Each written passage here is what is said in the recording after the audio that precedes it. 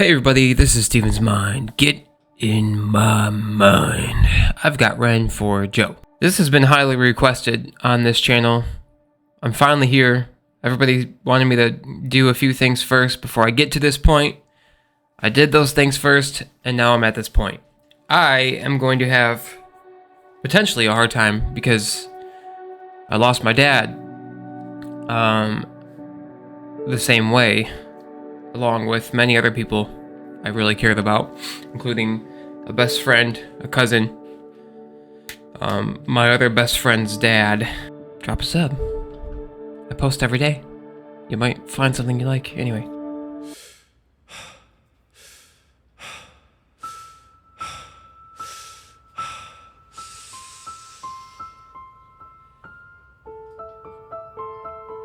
Oh god, he's playing the piano?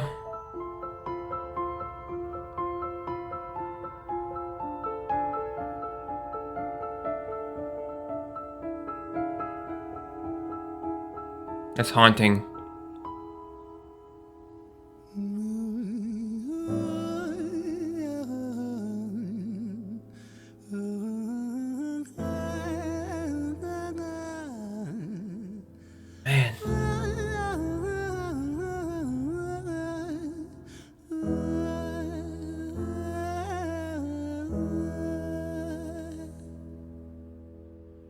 It's hard to take off from the ground when your wings are cut.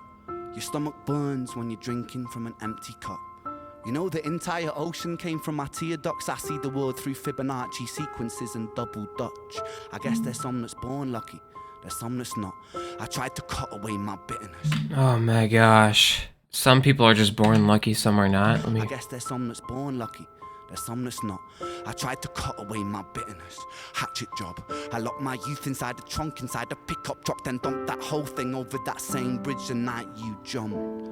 I think about that sometimes, vividly. What it felt like to look down and see tranquility. One sudden movement in the world of... I think about that with my dad.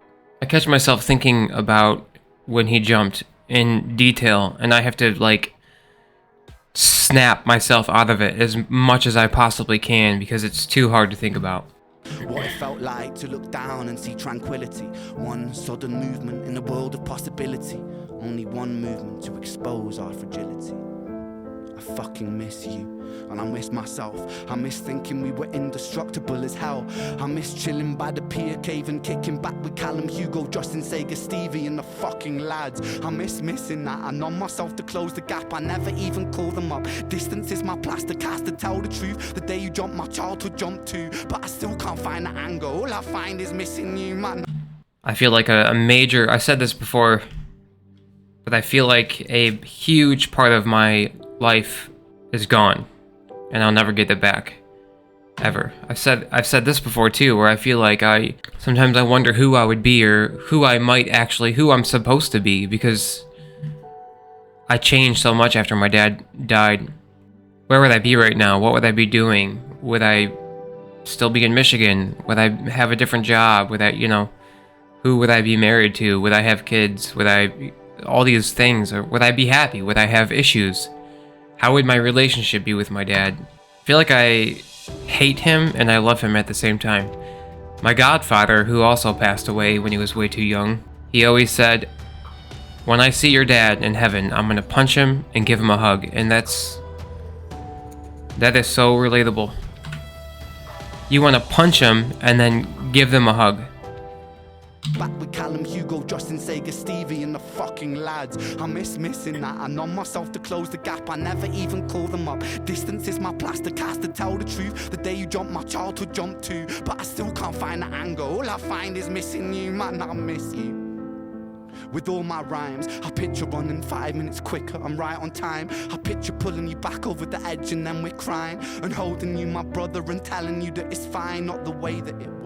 I was late like a jerk. There's not a day where I can find a way to break from the hurt. I know what he's talking about there. Sorry if I keep pausing, but I have to with this one. With Ren thinking he was just a little bit too late to get there is probably on the same level of me thinking I should have said I love you back to my dad the morning he dropped me off to school was the last time I saw him. He said that he loved me, and I kind of shrugged it off like a kid would and just kind of got out and went to school.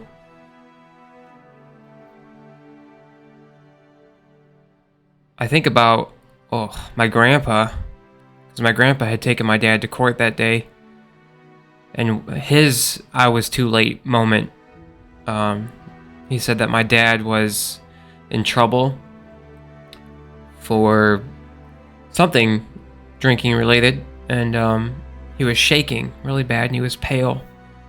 And my grandpa's like, let me give you a ride home or give you a ride to work, or. And my dad's like, no, it's all right. I can drive. I'm good. My grandpa was like, no, I think I should take you. And he ended up just letting my dad go to work that day, and that was the last time he saw him. And I can't imagine what my grandpa suffered with internally that day, and then every day for the rest of his life. And it's not my grandpa's fault. It's not my fault. It's, it was just my dad and the headspace he was in. Back over the edge and then we're crying and holding you, my brother, and telling you that it's fine, not the way that it worked. I was late like a jerk. There's not a day where I can find a way to break from the hurt. Your body missing, so we never got to wave to the hearse. I hope you're listening. I love you, man. I miss you, absurd. Fuck. Your body missing. My dad was missing for a week. When I found out my dad had taken his life, I was sleeping. It was midnight. My mom walked in my room, and I immediately knew something was wrong because she didn't live with us at the time. And I sat up, and she said, "Steven, your dad's gone. He took his life." And I kind of looked over at the wall with this stare, and I said, "Can you get out so I can get dressed for a second?" And she's like, "Yeah." And I just sat there, emotionless for a minute. And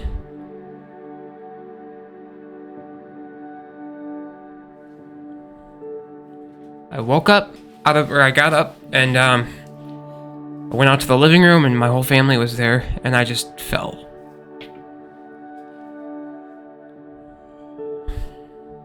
I hope you're listening. I love you, man. I miss you, absurd. Fuck.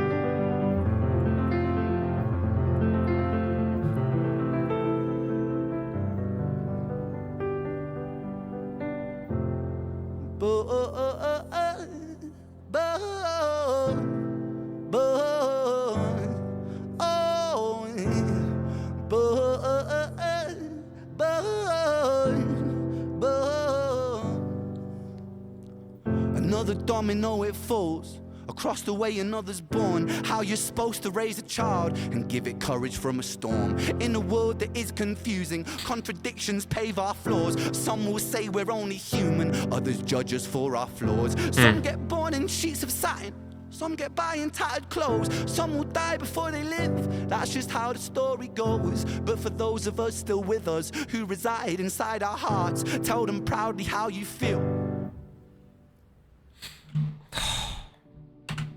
Yeah, I grew up in a trailer park and a struggling family. It's so hard to break from the tattered clothes to the sheets of satin lifestyle. I mean, I have a nice home right now, but it's scary because my job is not very stable. It's been really slow, and I'm always scared to death about how I'm gonna keep making money to keep making my house payment, and I feel like I'm slightly living paycheck to paycheck right now. Kind of why I'm so thankful that my YouTube channel is starting to grow, because it's given me some hope that I can have some stability from another source of income. But I started this reaction channel because I love music so much. I resonate with music so much. I use music for my art. Every character I do in a film, they have a song attached to them that I use I walk around with headphones on and I use that song to get in a headspace so I can act. Music is everything. It's everything. It's emotion. It's a feeling. It's your day-to-day. It's your darkest secrets. It's your happiest moments. It's your relationships. It's your faith. It's your lack of faith. It's everything. Music is everything. It's your hunger. It's your desire. It's your depression. It's your everything. That's why I have a reaction channel. But I think acting is the same thing, and I want to inspire the freaking world. That's what I want to do. Like Ren says, I feel the same way, that I'm destined for something bigger. And it sucks when you don't have it. It sucks when you're still like at a place where you're not sure if you're gonna get it. Especially when you have so many like boundaries in your way or walls in your way that you have to break through. It's just life. I think we all deal with that in our own way for different reasons. Get born in sheets of satin. Some get by in tattered clothes. Some will die before they live. That's just how the story goes. But for those of us still with us, who reside inside our hearts, tell them proudly how you feel. And for those of us who aren't, freckled angels stand strong. Freckled angels live on. Freckled angels climb higher. Freckled angels still inspire. Freckled angels won't forget you. Teach me to live my life better. 13 years and still I miss you. Now my wings are missing feather. Otherwise I'd come and join you. But for now I'm here on earth, stuck inside this mortal body. But for everything it's worth, made me braver, made me wiser, made me stronger, made me true, made me face the world with courage. And that's all because of you.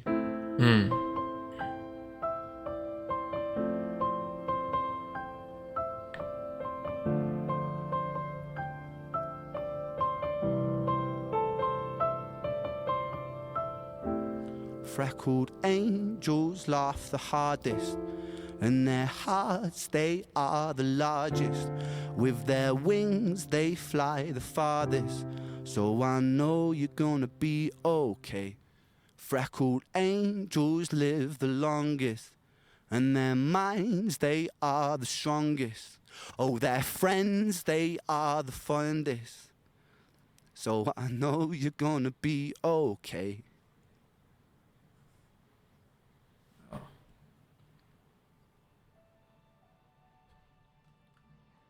Well, I kept it together more than I thought I would.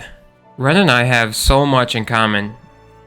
I would really like to meet him someday. Maybe he'll see my reactions one of these days. That would be really cool. I'd love to do some kind of a acting project with him. I think that would be really cool. Speaking of acting, if you guys haven't checked out that trailer, I played the lead villain in a feature film. It's a Western. The trailer just came out yesterday. I did a reaction to it. If you go check that out, maybe leave a comment on that, maybe share it. I'd like for that video to do really well. I think that movie deserves some recognition, and it trailer turned out pretty good, so if you can, go check that out. I'll put the link in my description. Anyways, love God, love the fight, love your life. Don't give up on anything unless it's bad for you. I will see you guys in the next one. Peace out.